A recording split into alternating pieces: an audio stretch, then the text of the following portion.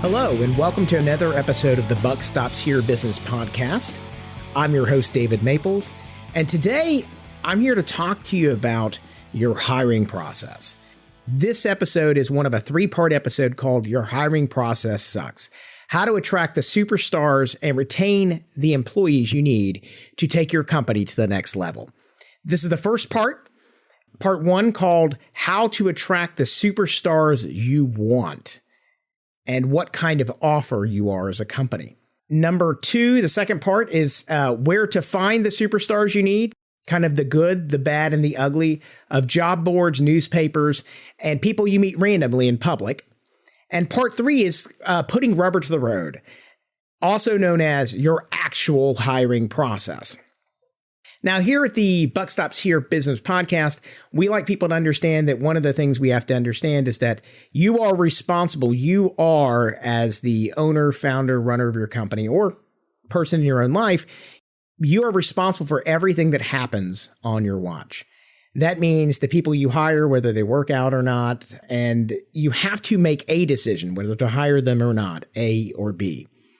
And the first part of this episode that we're about to hop into right now is how to attract the superstars you want, or what kind of offer you are. Stephen Covey had he wrote a very famous book called The 7 Habits of Highly Effective People. And it's a great book. If you've never read it, it's kind of one of the classic business books.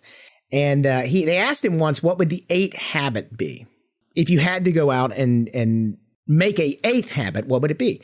And he said, I would make it to move slower on an opportunity and faster when addressing your problem.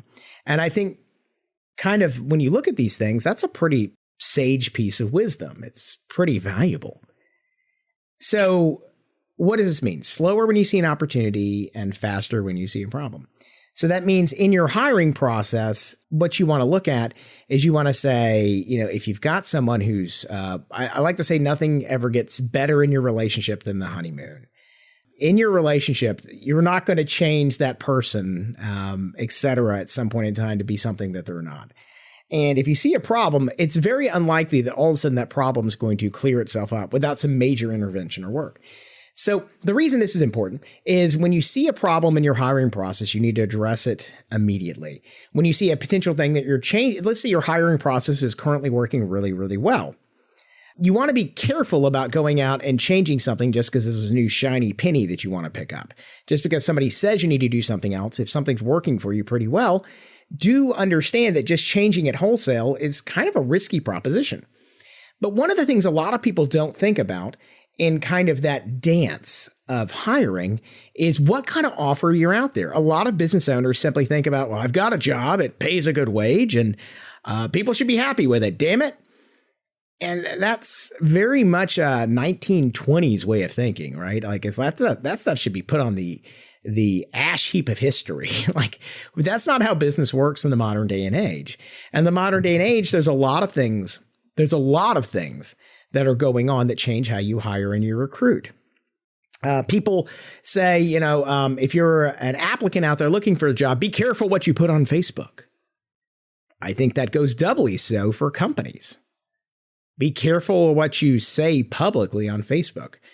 Remember, they are stalking you as much as you're looking up the information about them. Before they come and hire you, if they're under the age of 40, they're going to have checked out your Twitter, your Facebook, your Instagram, and you might be able to fake stuff in your company, but ultimately that stuff's out there. The other thing about it is that you have to look at kind of like your reviews online on places like Indeed or Glassdoor or Comparably.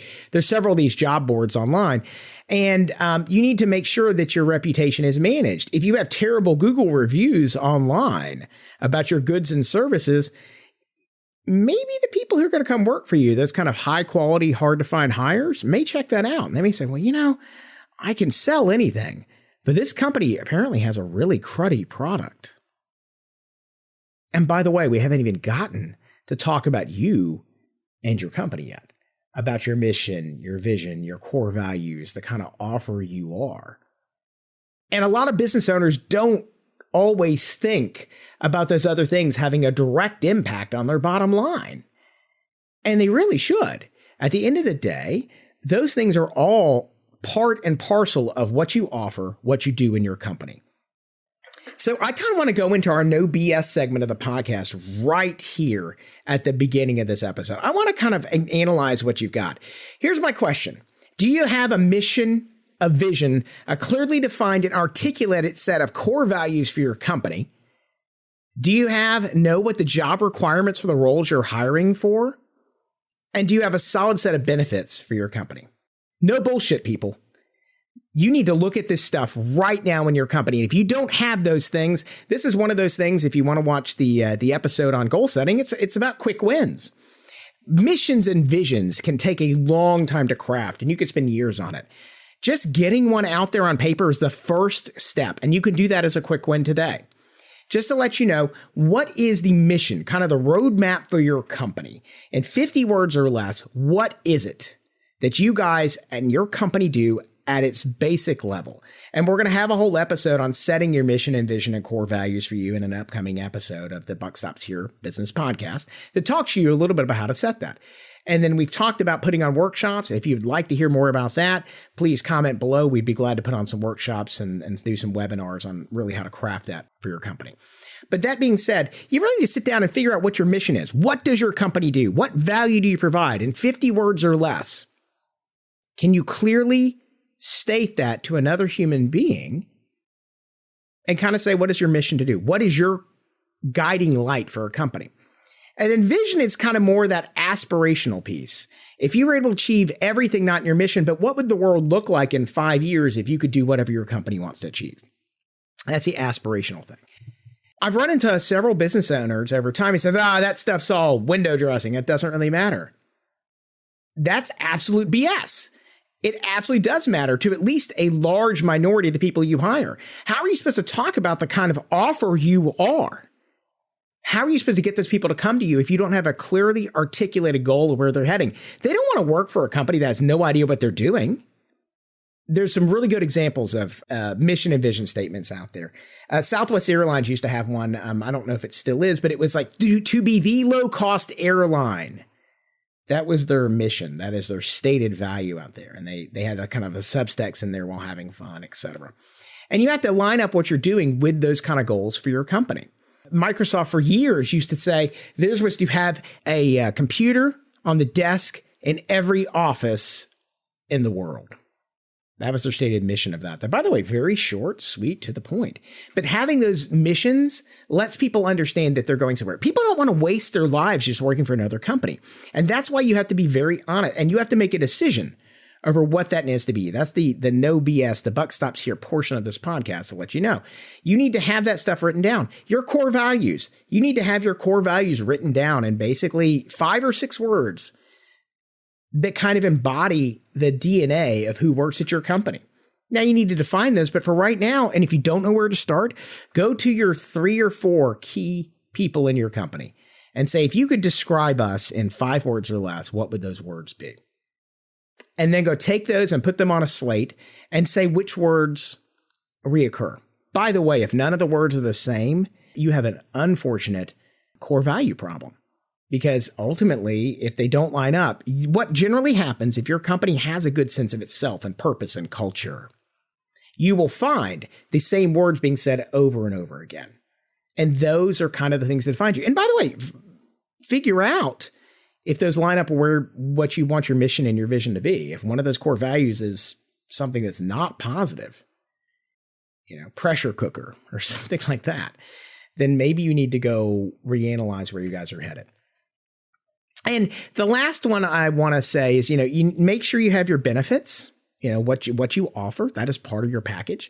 By the way, when you offer a salary, remember, it's not just the salary, it's everything else that goes on. It's the 401k or the healthcare package or the paid time off or the how we work with you in your schedule. If you have flexible working hours or you work remotely, that is part of your benefits package and it has a value attached to it.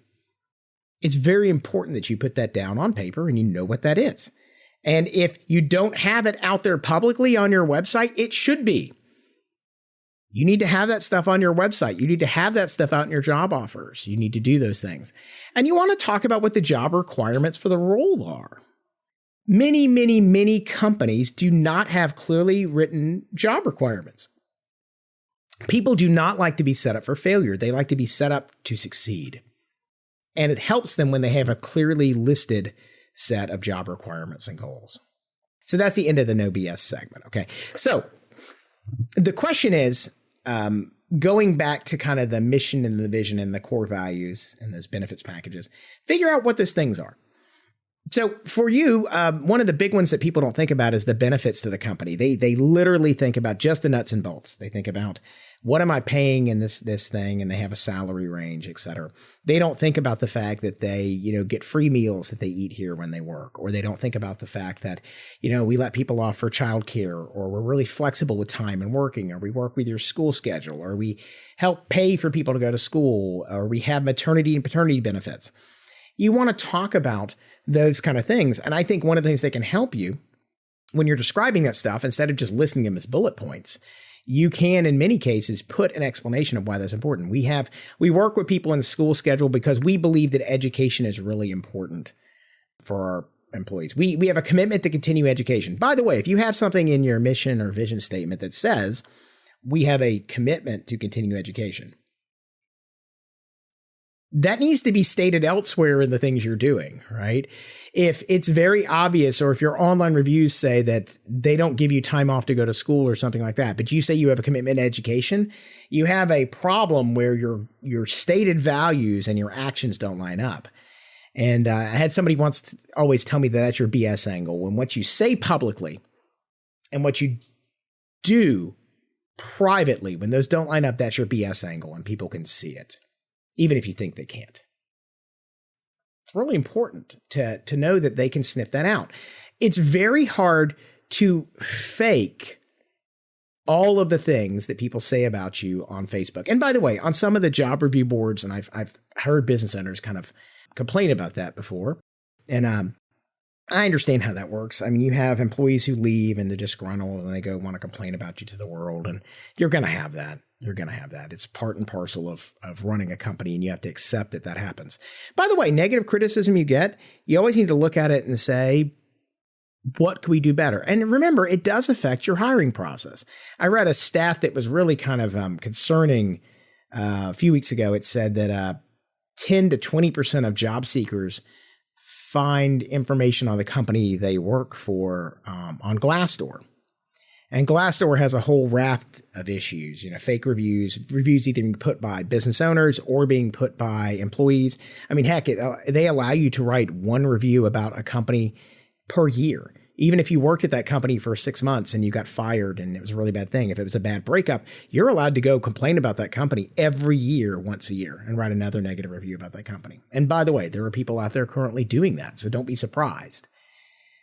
So how do you combat that? By the way, that also means that the people who've had a positive experience can write a positive review about you every year. But remember, if they've had a bad experience, they're more likely to talk about you. Why is this important? It's important because you have to realize that stuff's out about you in the marketplace. You need to talk about, if you have a very close-knit office, you need to talk about that. And this is a lot about attracting the kind of people you want. So when you start going into your core values, things like that for the company, you don't want people who don't line up with your core values. You don't. And we'll talk a little bit more about that in part 2 and 3, where to hire the superstars you want. And part 3 about kind of putting rubber to the road. But you do want to kind of look at those things and figure out kind of, how do I attract those people? So we have at Catapult, the company that I work for and I helped found, we have kind of a nerdy, really nerdy culture, and everybody kind of geeks out or nerds out over some particular people. We hire very smart, highly capable individuals who really care about their craft and about proving the things they're working on. Okay, that's a little plug for Catapult. By the way, Catapult Creative Media helps sponsor this podcast. So if you're interested in digital marketing and those kind of things, we would love to hear from you. It's catapultcreativemedia.com. But that being said, our company culture is one in which we embrace people kind of for their weirdness or their nerdiness or whatever it is. Something that may not be mainstream for those things, and nevertheless is important to the people who work there. And that's kind of something we put out there. So in our job descriptions that we write, we put stuff that kind of embody those core values. In our interviewing process, and part of this will be covered in the next episodes, we ask questions to see if they line up with our core values of accountability, honesty, excellence, respect, and ownership. And those are things we're looking for. One of the things you want to know is when you're hiring, are you hiring for the company fit first, or are you hiring for skills first? And I think that depends on the kind of offer you're putting out there. You need to talk about those things. If you are going to be putting out that you hire, that you will train new hires, then put that stuff out there. And by the way, that needs to be kind of something in your core values or on your website and your masthead. So when people read this stuff about your company, your mission, your vision, your core values, the benefits you offer your people, the job requirements of the roles, make sure those are clearly posted. Put them out there. Put them on your website. It's incredibly important because those people are looking at you. And make sure you're restating that stuff in your social media things, because those people are looking at you as well. Here's the thing. What is a superstar for you, or a rock star, or a top performer is what they call them in sales?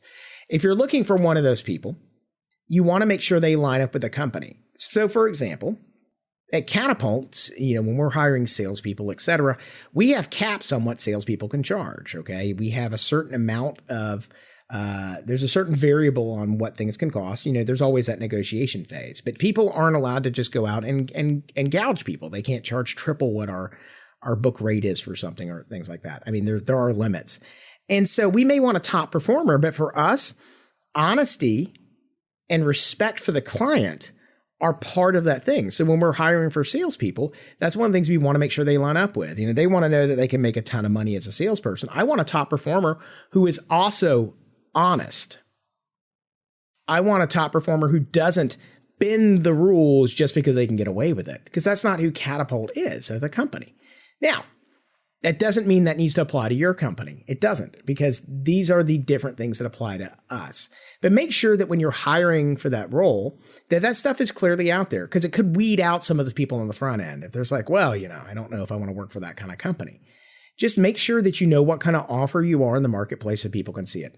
So kind of the three pieces you need to take away from this is you want to establish clear mission, vision, and core values for your company. Number one. Okay.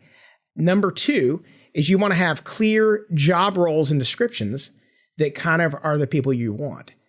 And then the third thing, this is kind of for bonus and for extra credit, go out there in the marketplace and test it. Have your existing employees go out and look at these mission and vision statements. Run those by people. Run them by other business owners in the marketplace that you respect and you admire. Maybe ask them for current clients. If you've got a good relationship with current clients, say, look, hey, we're trying to hire for X at our company. We have established our new mission and vision and core values, and I'd like to share them with you. What do you think? Does that line up with the people you've run into at our company? Because what you believe internally in the company is not always what's out there in the marketplace. You can ask other people who've run into you before, but you have to we at Catapult believe that you need to eat your own dog food. If you're a dog food manufacturer, you need to eat the dog food yourself, because if it's something you would never eat, it's something you shouldn't be selling to other people's dogs. So at the same time, you need to test your stuff. See if the job postings that you're putting up line up with your existing staff. And you want to know if that's correct. And then take their feedback to heart. But ultimately, as we say on The Buck Stops Here, you are responsible for making decisions. So if you want to attract the kind of superstars you want, you need to establish what kind of offer you are. My name is David Maples, the host of the Buck Stops Here Business Podcast. I'd like to thank you all for listening. If you like this podcast, be sure to subscribe on Apple Podcasts, Spotify, YouTube, or wherever you're listening, and so you don't miss another episode. Please give us a review on Apple Podcasts and like and comment on YouTube. We appreciate all of your feedback, and your review or comment could be featured on the next week's episode. Again, next week, we're going to be talking about establishing where to find and hire the superstars, the kind of good, the bad, and the ugly of job boards, newspapers, and the people you meet randomly in public. And we've got some interesting stories on that we'll share with you as well. Again, thank you for listening. Have a great week. Go out there and be awesome.